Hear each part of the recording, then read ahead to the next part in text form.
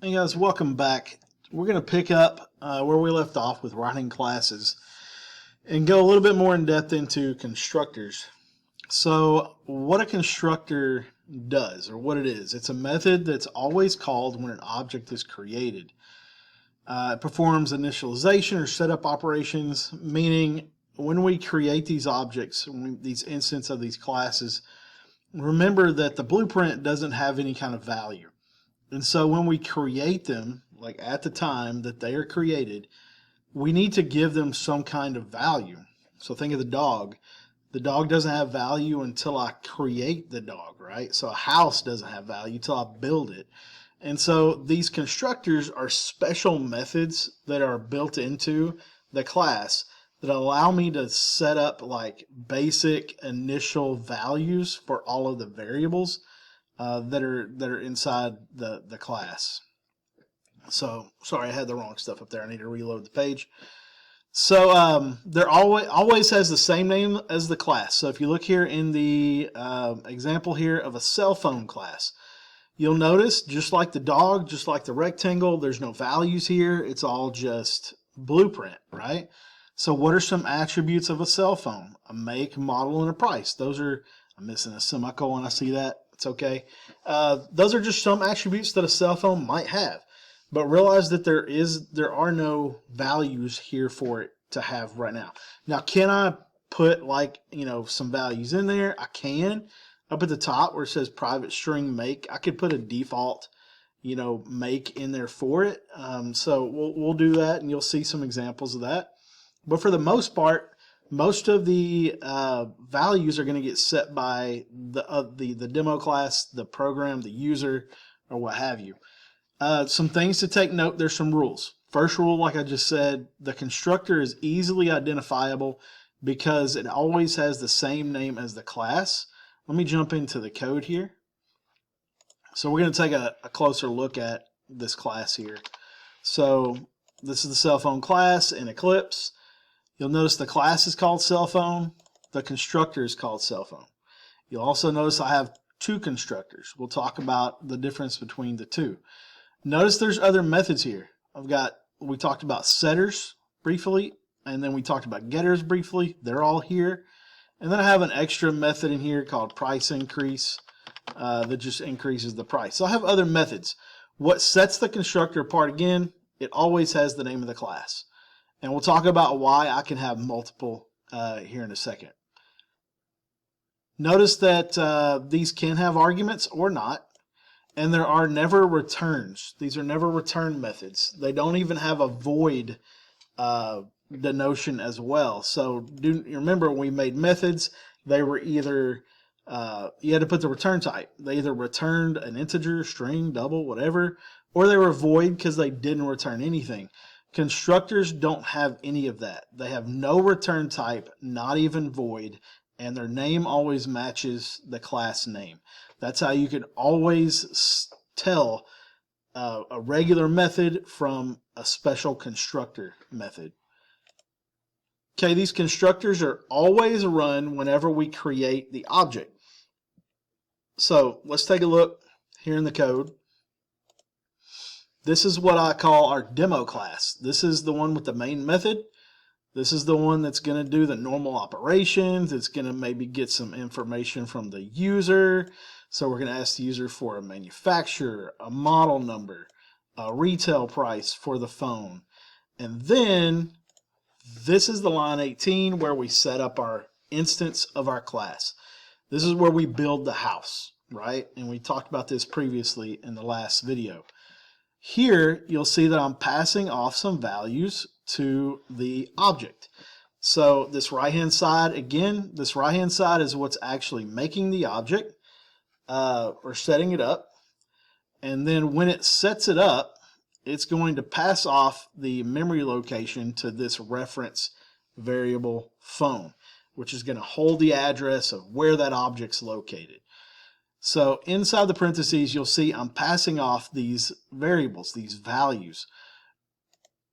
And I should be careful. These are passing values, not variables. So it's going to take whatever the person put in for make, whatever they put in for model and price. It's going to see what those values are, and it's going to send them to the object for it to fill in all of those attributes for the cell phone. So if I come back here, you'll notice that, let me pull it up side by side, you'll notice that it matches. This matches the constructor. So I've got, this is a method call, cell phone, make, model, price. This is string, string, and double, right? Well, if I look over here, I have a constructor that matches string, string, double. So that's the constructor or the method that it's going to call. And it's going to call it as soon as my code hits line 18. When it makes that object, that instance of the class, it's going to call that constructor, it's going to execute it, and just like every other method, I've got three things, three attributes coming in, and then it's going to perform whatever action is in here with those attributes. Okay, now let's go into it and see what it does. Constructors have simple jobs. All they do is set up the attributes with values. They may do a couple other things. You know, you could do whatever you want here as long as you don't return anything. We could have loops, if statements, whatever. But at the bare minimum, they're going to set up these attributes with values. And so here you see I'm taking the make and I'm passing it off to the local, the instance variable. We talked about this briefly on why we do this. We do this because these are private. These are encapsulated, meaning I cannot use, so this make, model, price is not the same as this make, model, price. They're in two different places. And these are private, so they're shut off from everything outside this class.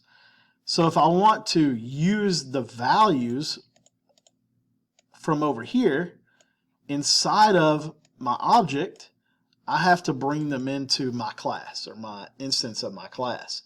So I'm going to bring them in through these arguments here. They're going to get passed off like this. So it's going to take whatever value is inside the make, pass it off to make, the local or the instance variable, and so forth for all the rest, right? So that now, all the times you see make throughout this class, it will reference the value that the make has, which is essentially the same value that the user gave me over here. It just gets passed off. And this is all about, like I said, encapsulation. This is to keep our data safe. It gets passed off over here to our class, and then it's not able to be edited or changed or anything outside of using one of these getters or one of these setters like we talked about previously, right? And that's just to keep the data safe. Let's go back to why we have two here. Why do we have two constructors, and why can we have two? We can have as many constructors as we want. This is the only type of method that we can have that can have the same name. What we have here is an extra one that doesn't have any kind of arguments. And let me tell you what we can do here. And I'm kind of jumping ahead. We can have methods with the same name. The stipulation is that they have different parameters. So I cannot create another method, and this is true for every method. I misstated a second ago. This is true for every method. I can have a method with the exact same name, but it has to have different parameters. So this will not work because it matches string, string, double. I can change it like this. I can have a double string, or sorry, string double string. So I can mix match them, but they can't match. If they match, Java doesn't know which one to pick. And so when Java tries to choose which method you want to use, it's going to look at the name of the method, and it's going to look at the parameters that it has. And if they match, like this, if they completely match, it doesn't know which one to pick. So I can maneuver those around, put them in different places. I can give the method a different name. So that does work. Let me tell you what the purpose of this one is. This is what we call a default no argument constructor. Either one, default or no arg. You'll hear it called both. This is one that does not accept any kind of values from the creation of the object. So I can do this right here. right? So let's see what happens here. If I were to run this code as is, let's say it's a Samsung, or let's call it something else. Call it a Nokia, model number 1234, and the price is 50 bucks. Okay, it spits out Nokia 123, 50 bucks. So exactly what I told it. That data is getting sent. It's creating the object. It's sending that data to the object, and then I'm just regurgitating it using my getter methods that we'll talk about a little bit later. Okay. Now, if I don't send that stuff, let's say I don't do any of this, and I simply create the object like so.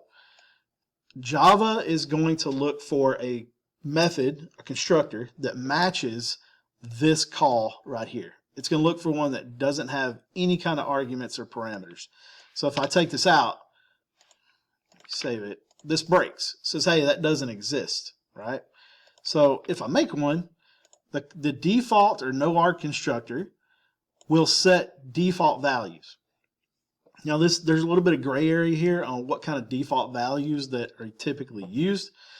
Some of the rules are, you can put anything you want, but if you're not sure, they can be empty strings, like so. I like to discourage the use of null. So don't use null. I would rather you use that. Null means completely empty, and that can break your code later on down the road, whereas an empty string won't typically. So I like to use empty strings if you're not sure what to put in. Oops, crud. Okay. So I'm going to set some default things to go in there. If I don't know what they are, unknown make, unknown model, price, I don't know. Let's just set it at a 0. And so what this is going to do, notice this should fix itself. There we go. Hit play. It just regurgitates the default data. When it calls this, it sets all of these to these default values, and then that's what these spit back out when I call the getter methods. Okay, so it's just something that you can use. You always want to have one, typically. There's a default constructor built into Java, though, that will set these automatically if none are given. So let's see. One more thing to talk about here